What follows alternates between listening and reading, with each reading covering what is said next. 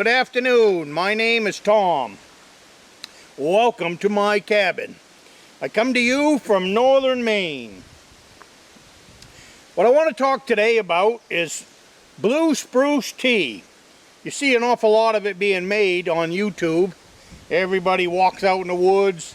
They grab themselves a fir tree. They stuff it in a cup, and they boil her up, and they call that blue spruce tea. Well, it's kind of a myth. Let's talk about good quality blue spruce tea for a minute. I'm not going to make fun of anybody. They just don't know any better. They watch other people doing it, so it seems like a good thing to make a video about. This is the time of year. This is springtime. This is the time of year to have the very best blue spruce tea. So what you want, you see the very end of this? I hope you can see. See the ends, that tip? See how brand new that tip is? And below it is the old growth from last year.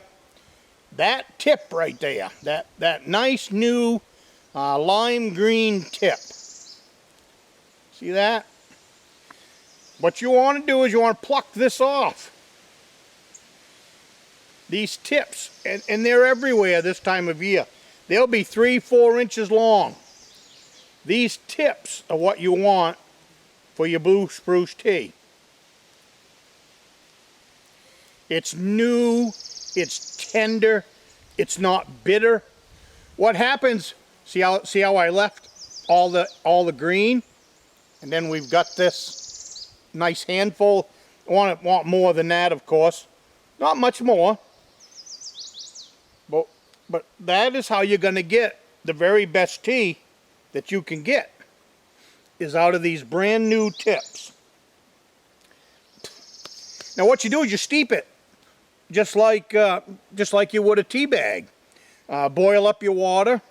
If you got one of those French presses, I've got one. They work really good. You can actually mix and match some pieces at Walmart, put out by Stanley, to make a pretty nice French press with what they've got right there on the shelf, or you can purchase one. But anyways, you put your new tips. And that's all it is your brand new tips, because those will be the sweetest. They will have the best flavor. Put them into your French press, or put them into your pot and bring it to a boil.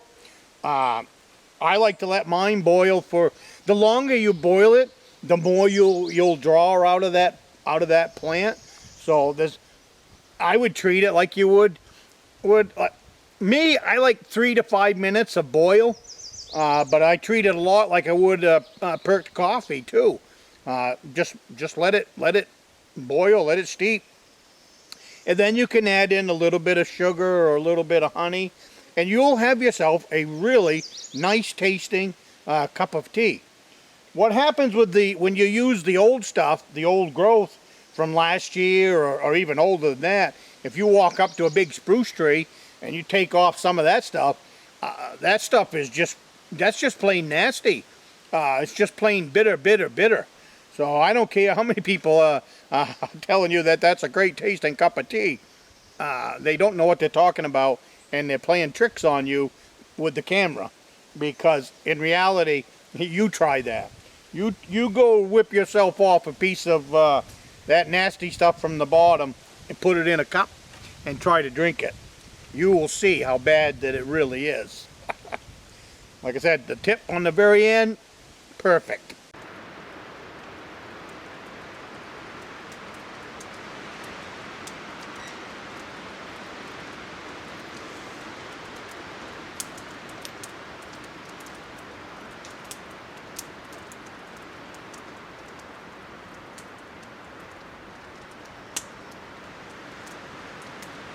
What it is that makes up a good cup of tea if you're out here in the bush. And there's other things too that will make a good cup of tea. There's a lot of like just about any flower. If you could eat the flower, that makes something really good to steep as well. And same thing during berry season. During berry season, there's nothing wrong with taking yourself a handful a handful of raspberries or a handful of strawberries or any of that stuff, grabbing yourself some of these new tips. I mean, even though they will darken up through the summer, these brand new tips off. What I do is I pick a short tree, you know, like a tree that's 3, 4, 5 feet tall, these spruces, because then you can get right to the top. And you can mix in there, you can mix in some, like in the middle of summer, mix in some raspberries, mix in any kind of berry if you want a flavored tea. And between the two, you will have a cup of tea that you will really, really remember. So.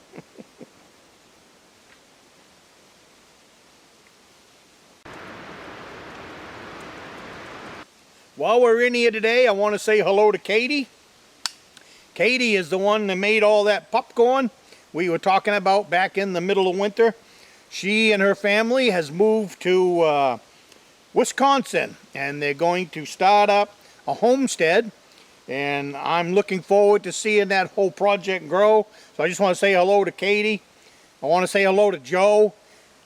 Joe, I know that you've had a busy summer with your family and all of that, and I really appreciate it when you take time out of your day to settle in on one of my videos. It means a lot to me. A few other people are doing exactly the same thing. Yeah, I know once you start naming names, you're gonna forget names and all that. But each and every one of you are important. So I just wanted to say hello. Let's see if I can, you know, besides that, I got a memory about as good as nothing. So, but I enjoy your comments. Hello, Rick. I see that you've been pretty busy this summer as well. That's the way summer is. Everything gets busy. Hey, and there's another one. Wandering Willie. Wandering Willie has got a channel, and he's building an off-grid cabin. Well worth checking out his channel. I've watched the one where he put his roof on. Actually, a couple of them. I love watching that stuff. He's got a really nice cabin going there. Well worth going to check his channel out. Wandering Willie. I don't know what the wandering part is, but maybe he's crossed the country quite a few times. Looks to me like he goes on some trips every now and then. But that's going to wrap this one up on making a good cup of tea while you're out here. I can't make it today because I just put in the fire pit. I'm not ready yet to build a fire in it. I need to put 5 inches of gravel underneath the fire pit area and then reset my fire pit.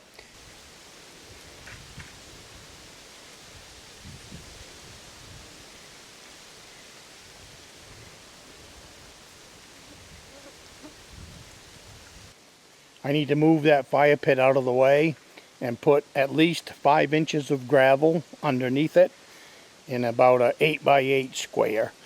That'll make it a very nice, safe fire pit. And then I will put rocks all the way around that rim, and the rim will be buried inside of a rock pile.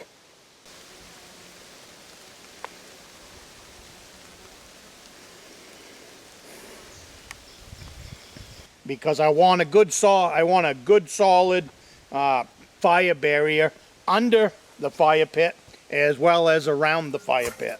So that's my plan. Otherwise than that, I would be steeping some of that stuff and having a cup of tea with you instead of this cup of coffee. So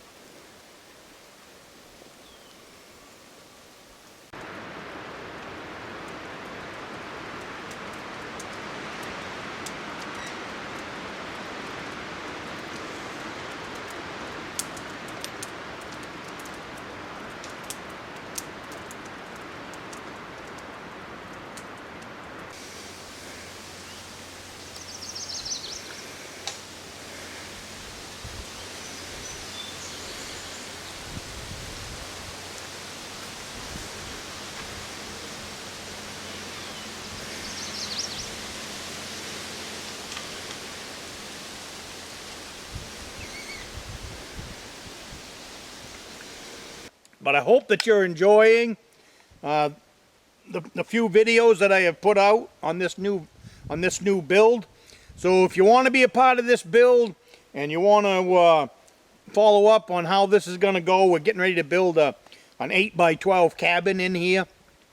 Go back and watch the first video that I did on bartered for a piece of hunting property, and that'll bring you up to speed. There's a few in there. Most of them, the last month or so, have been revolving around getting this piece of property underway with a hunting camp and all the staging and all that.